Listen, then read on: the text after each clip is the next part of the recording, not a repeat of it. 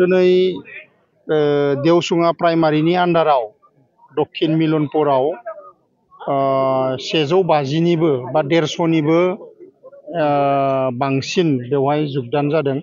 बयबो रायजो राजाफ्रा बुंबाय थादोंमोन बेवहाय प्रमद सारनि जिफोर खामानि मावनाय आरो प्रमद सारनि जिफोर नेतृत्व जि सरकार सोलिनाय आरो जि दल दैदेननाय बिथांनि दैदेननायाव जिफोर खामानि मावनायखौ नुनानै बे ओनसोलनि रायजो राजाफ्रा जोंखौ बुंबाय थानायलाय जों दिनै फैदों आरो बयबो फैनानै बेवहाय बे गामिनि रायजो राजाफ्रा बाहागो लादों, ज्येष्ठफ्रा बाहागो लादों आरो बेवहाय माने महिलाफ्राबो बाहागो लादों, इयुथफोराबो बाहागो लादों। बयबो खौसे जालायलायनानै बेयाव जुगदान जानो फैदों आरो प्रमद सारनि जिफोर खामानि मावदों बे खामानियाव उदाहरन होनो हादों। बे गामियावनो सीसी ब्लकनि लामाया 17 बोसोराव जायाखैमोन, दिनै सीसी ब्लकनि लामा जादों। बेवहाय दैनि समस्यामोन, 17 बोसोराव जायाखैमोन, दिनै दैनि समस्याया समाधान जादों आरो गासैबो बिथिंजोंनो समाधान जादों। गामियाव माने हानि माने जेंनामोन, बेफोर हानि जेंनाफोरा समाधान जानायनि लामायाव थांबाय थादों आरो किसुमाना समाधान जादों।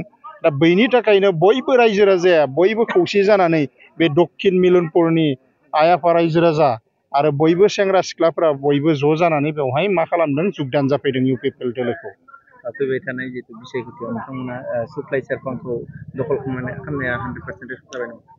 दिनैनि तारिखाव रोखा जानानै फैदों, बयबो रायजो राजाया सहयोग खालामदों। बिभिन्न जाति जनगोष्ठिया बयबो खौसे जानानै इउपिपिएल दोलोखौ दैदेननो थाखाय माने बेवहाय माने सासन होनो थाखाय माने जुजिदों। मानो होनना बुङोब्ला 17 बोसोराव जाय EM दंमोन बिथाङा जेरैबायदि खामानि मावनांगौमोन बेबायदि खामानि मावैनि थाखायनो रायजो राजाफ्रा बिथांखौ जोगारदों आरो जायनि थाखाय बयबो माने इउपिपिएल दोलोखौ माने लोब लोब बाहागो लानो थाखाय माने हांख्रायदों आरो बेबायदि हिसाबै जुगदान जादों। आरो बिनि अनगायैबो जाय माने दा 5 बोसोराव सोलिबाय थानाय EM बेबो माने कुनुदिन माने सानसेबो नुजाथियाखै।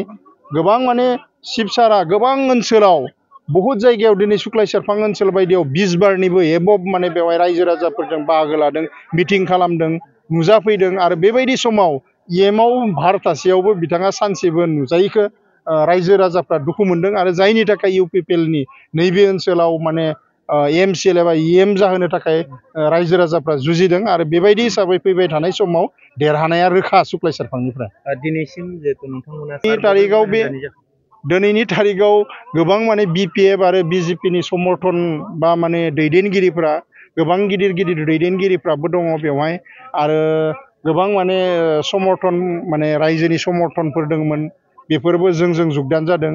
आरो दिनैनि तारिखाव जों बुंनो हायो जे जों 1 बोसोरनि आगोलनिफ्रायनो जुगदान खालामबोदों आरो बेबायदि जुगदान खालामनायाव 5,000निबो बांसिन बेवहाय जुगदान जानायखौ जोङो नुदों आरो बेखौ माने रोखा रोखा जों नाम कहकारे बा आरो माने प्रमाण पत्र हिसाबै जोङो माने देखायनो हायो। दा बेबायदि हिसाबै जों 5,000निबो बांसिन बे 1 बोसोराव जुगदान जादों आरो बे नैबे सप्तासेनि गेजेराव गोबां ओनसोलाव माने जुगदान खालामबावनो आरो दंबावो, गामिफोराव माने लिंहरगासिनो दङ।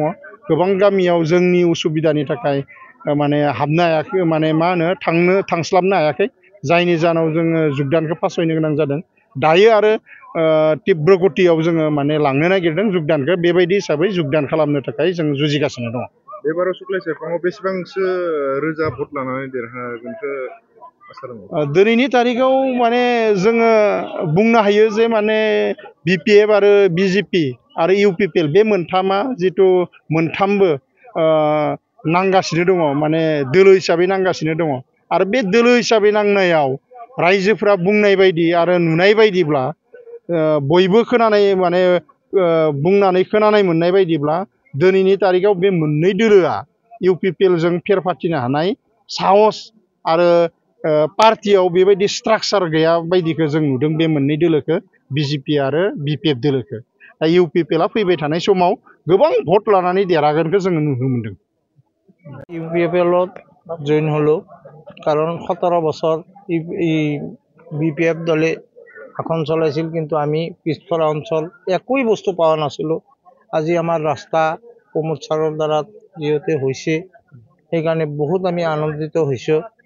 আৰু খোৱা পানীটোৰ কাৰণেও অলপ আমাৰ বহুত অসুবিধা আছিল তেখেতৰ দ্বাৰাতেই আমি হয়তো সুবিধা এটা পাইছোঁ খোৱা পানীটোত বহুত আনন্দিত হৈছোঁ ভৱিষ্যতে আমি UPPL দলৰ লগত আছোঁ যাতে প্ৰমোদ ছাৰে আমাক আগবাঢ়ি লৈ যায় ৰাস্তা ঘাট কিবা দি যাতে আমাক আৰু সুবিধা কৰি দিয়ে সেইটো নিশ্চয় আনন্দিত হৈ পেলাই আমি আজি UPPL দলত যোগদান কৰিলোঁ এইটো নিশ্চয় হয়তো আমি শুনা পালোঁ বা বাতৰিটো পালোঁ যে 5টা জিলাত আমাৰ প্ৰমোদ ছাৰে যিহেতু হজ ভৱন এটা বনাই দিলে 5টা জিলাত আমাৰ দাবী কৰিছিলোঁ আমি মাইনৰিটিৰ পৰা যোনটো দাবী সেই দাবীটো হয়তো তেখেতে তেওঁৰ কথাটো ৰাখছে এইটো বিশেষকৈ বেছি আনন্দ পাইছোঁ আমি মাইনৰিটি মানুহ আৰু ভৱিষ্যতে মাইনৰিটিৰ মানুহ তেখেতৰ লগত থাকিব বুলি মই আশা ৰাখিলোঁ বা ভৱিষ্যতে আমি থাকিম আৰু আশা আকাংক্ষা